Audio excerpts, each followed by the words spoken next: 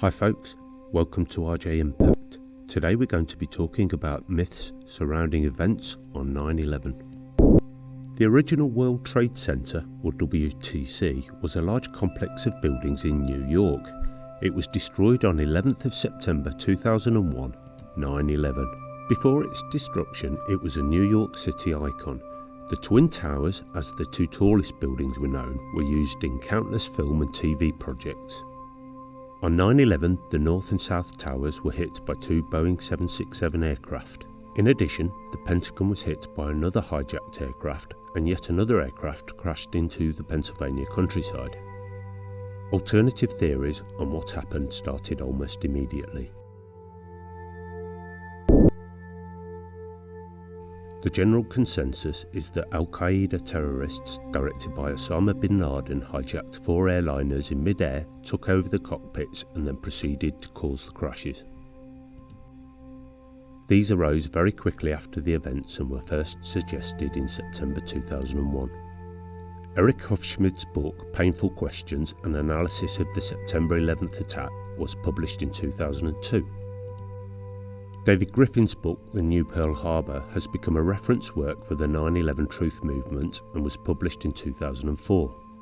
Griffin also published the book The 9/11 Commission Report, Omissions and Distortions, in which he argues that flaws in the Commission's report amounts to a cover-up and says that the Bush administration was complicit in the 9/11 attacks.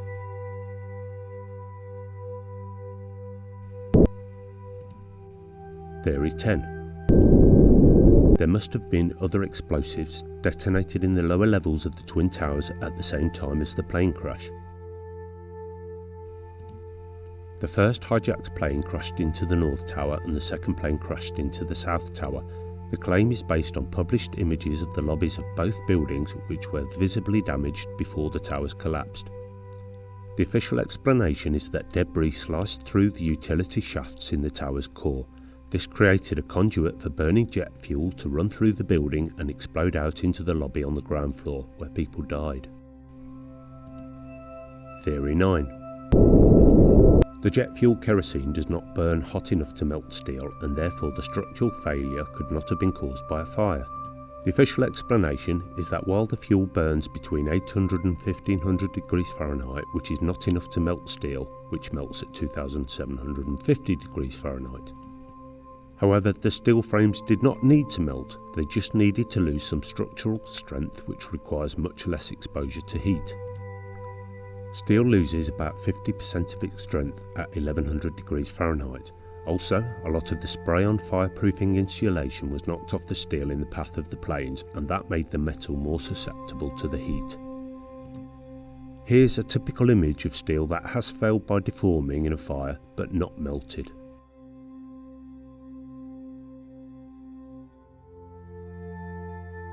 Theory 8. The visible puffs of dust from concrete that were ejected from the sides of the buildings were not possible from a collapse but came from explosions.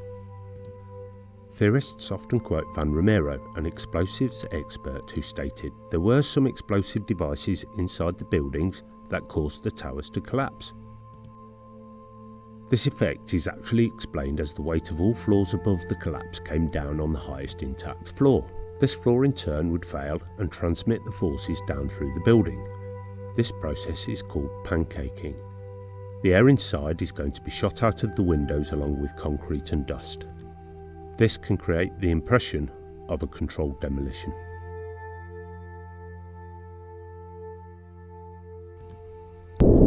Theory 7. Seismologists measured the fall of the buildings, and theorists noted that the strongest jolts were registered at the beginning of the collapse, well before the debris hit the earth. The short spikes are therefore consistent with massive explosions bringing down the towers. The actual reason is that theorists are looking at the jolts on a timescale of 30 minutes, which makes them appear as a single spike. When zoomed in and the spikes are viewed over a shorter period, it is clear that there is an ongoing period of activity consistent with the towers collapsing over an 8 to 10 second period. Theory 6. 7 hours after the two towers collapsed, another building, WTC-7, collapsed. According to theorists, videos show that this was not a collapse due to a fire but a controlled demolition. Images appear to show the building intact after the collapse of the two towers. The image, however, is misleading. From images taken from the south side of the building, it is clear that there is significant damage from the falling debris. In fact, over about 10 stories, approximately 25% of the depth of the building was damaged. There are few clear images of this side of the building due to the smoke being blown from the building in that direction. This footage, however, clearly demonstrates significant damage. This, combined with a fire that lasted for 7 hours without being tackled by the firefighters, compromised the building's integrity progressively over that period of time until it failed. Theory 5. The BBC reported that WTC-7 fell almost half an hour before it actually did. Journalist Jane Standley broadcast at 4:54 Eastern Time that the tower had collapsed, but in the background it was still standing. It actually fell 26 minutes later. Richard Porter, head of the BBC World News, was forced to deny that the broadcast was being read from the Bush administration's conspirators' report. He said that the BBC had misreported warnings from fire crews of the building's imminent collapse and instead stated that it had actually happened. He blamed confusion on the day for the mix-up. A paper published in the Open Chemical Physics journal concludes that chips consisting of unreacted nanothermite appear to be present in samples of dust from the debris. Nanothermite is one of the ways in which the structures of the WTC towers could have been compromised. This is a thermite reaction, and these images appear to show a thermite-based reaction going on at the WTC after the plane crashes. However, the paper caused the editor and only peer reviewer, Professor Pileni, to resign because they claimed it had been published without their knowledge. It has been calculated that to melt a large steel column like those in the WTCs, it would take approximately 100 pounds of thermite. To get that amount of thermite repeated over a large number of columns in the WTCs and undetected would have been practically impossible and is therefore ruled out as a probable cause for the building collapses. In addition, it has been stated that the presence of the chemicals relating to nanothermite traces could have been as the result of a large number of items present in abundance at the WTC site. Theory 3.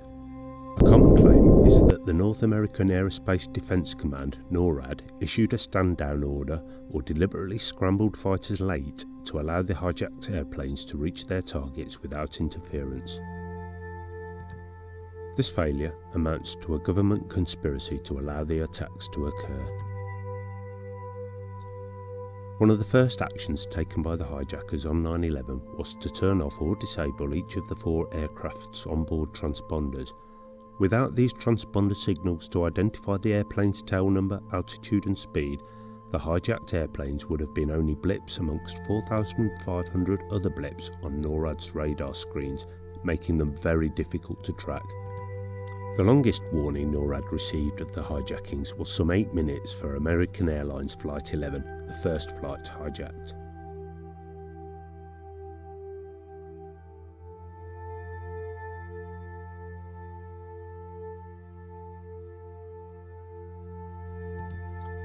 The FAA notified NORAD of the missing, not hijacked, Flight 77 3 minutes before it struck the Pentagon. NORAD received no warning of the hijack of United Flight 93 until 3 minutes after it had crashed in Pennsylvania. In other words, there was no practical time for scrambled jets to get near the plane once NORAD had been notified of their hijacking.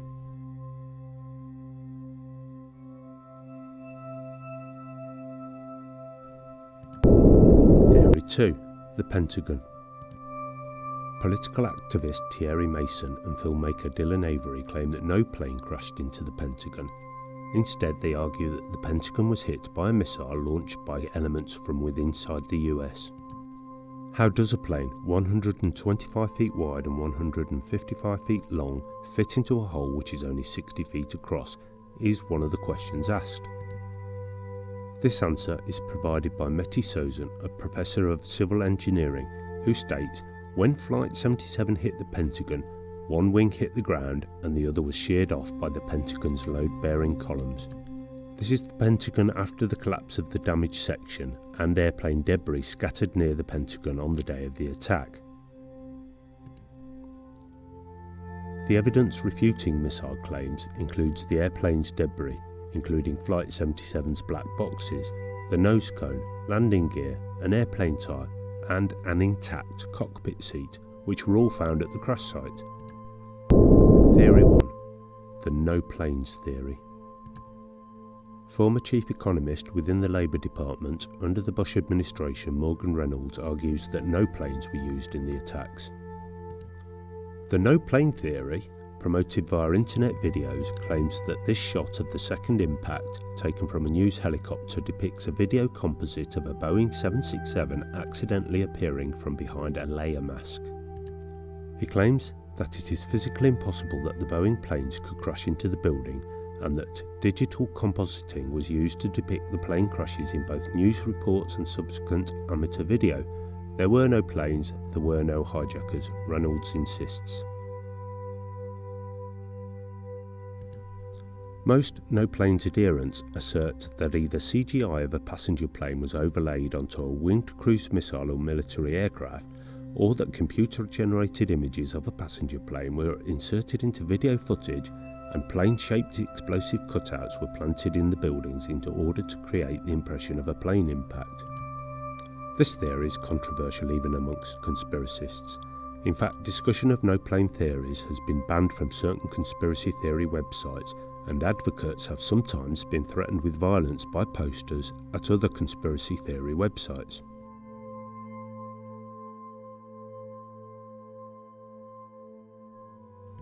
This is almost impossible to believe, as not just broadcast institutions but many amateur photographers captured the second plane as it hit the South Tower in the WTC complex, in addition to the eyewitnesses present on the day.